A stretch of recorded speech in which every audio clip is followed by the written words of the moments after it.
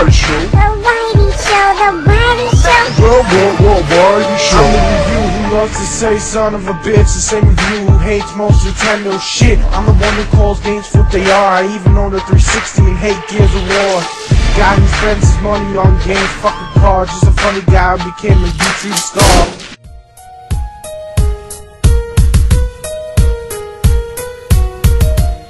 The Crack in Time basically picks up exactly where the Tools of Destruction left off.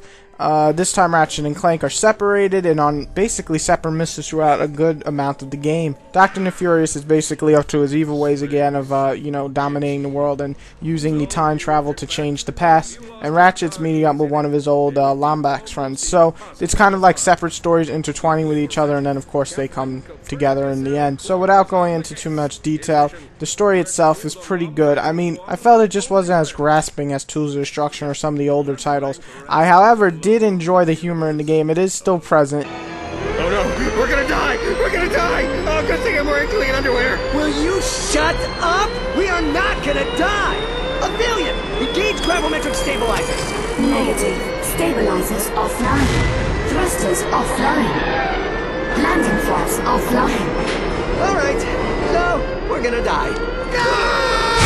It will make you laugh, and of course, you know, you got retarded characters like Captain Quirk and everything to make you go LOL. But I mean, overall, the story just wasn't amazing in my opinion, and it kind of, you know, maybe not outgrown in terms of age, but just kind of, you know, the series itself can only run so long before it kind of gets stale on both the laughs and the actual main story. I know. So much for clean underwear.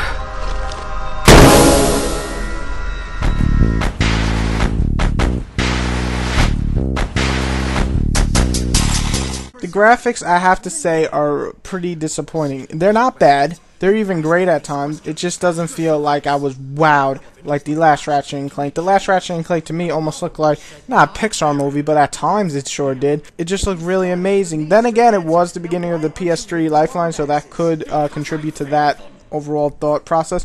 Now the graphics here, they're still there. They're still good. Ratchet's model is great. Clank's model is great. Most of the main characters, I felt Captain Quirk's model was a little weird sometimes. It just didn't look high definition, but overall the models of the characters look great. The explosions are still looking nice, though if you're up close you can see it pixelated at times. I mean, just overall the graphics are there and it runs really smooth. The game runs great and the design is still as cheerful as ever and looks good, but I just wasn't wowed like last time. They're great, don't get me wrong, they're just not amazing.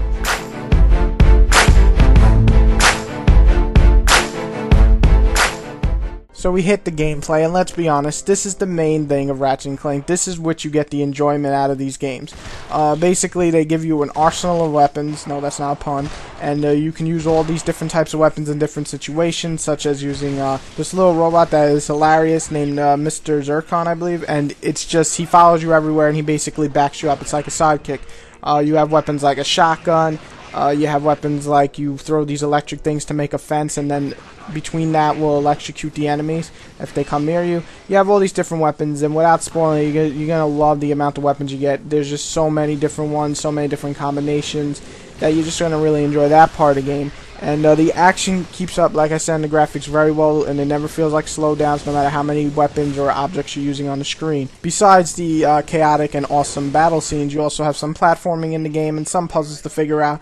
But overall, I would have to say the majority of this game, especially Ratchet's portions, are mostly action-based. And that's not bad, because the action's a lot of fun. You're going to have a great time playing it. Clank's sections are action, but there's also a lot of puzzles and a lot of platforming going on. So it does give you a fair mix, but if you're looking for more puzzles and stuff in this game, you won't find it here. This game is mostly action throughout. There's two new major introductions to this game. First, Ratchet's hover boots make it so that he can basically glide in the air, almost like if you've seen Back to the Future with that skateboard thing. And it makes it for a lot quicker movements and just easier to get around instead of just walking around. And for Clank, you have basically this time thing where you throw a time bomb and everything slows down. And this is used a lot for puzzles, but it also can be used on enemies. So you throw it, and if the enemies are inside that ball of time, basically they slow down completely. So I think both added features help both of these characters since they're going to be separated throughout the game. And it's just fun to use both of these special things added. Now, I'm not going to get too much into detail about the other weapons, but I'm sure you're going to enjoy this game, so it adds a lot of new things into it in terms of weapons and different ideas for puzzles and all that. My only two major problems is, one, this game seems to not be as polished as the last one. I've encountered a few glitches. On the arena mode, I would throw the electric fences and they would go through the wall and floor, and just was not working. And also like getting stuck on a wall or something, it's happened to me, or froze once or twice. It just seems to be there's a few glitches in the game. I won't say the game is unplayable because of these, but it does interfere with your enjoyment of the game, I'm not gonna lie. And the other thing is the space area where you basically fly around this hub or sandbox area and do side missions and so on, just doesn't feel very exciting and kind of just like makes you bored while actually flying around. Well, that's my opinion anyway, but I thought they could have spiced it up a little bit. But if you want to shoot some enemies with crazy different weapons, you're still going to love Ratchet and Clank.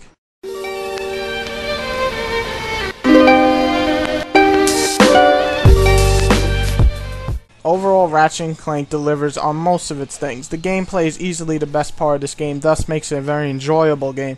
Using all these different weapons to your advantages in different situations is definitely going to make you play the game and have a lot of fun.